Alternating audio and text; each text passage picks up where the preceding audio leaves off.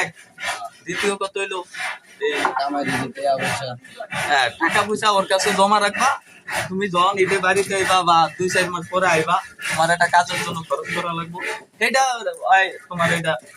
তুমি চাইবা হয় তোমার দিব বা হয় নিজে সহজে খরচ করতে করবো ওর কাছে দেখা গেছে আমার কাছে একটা নোট বই থাকবো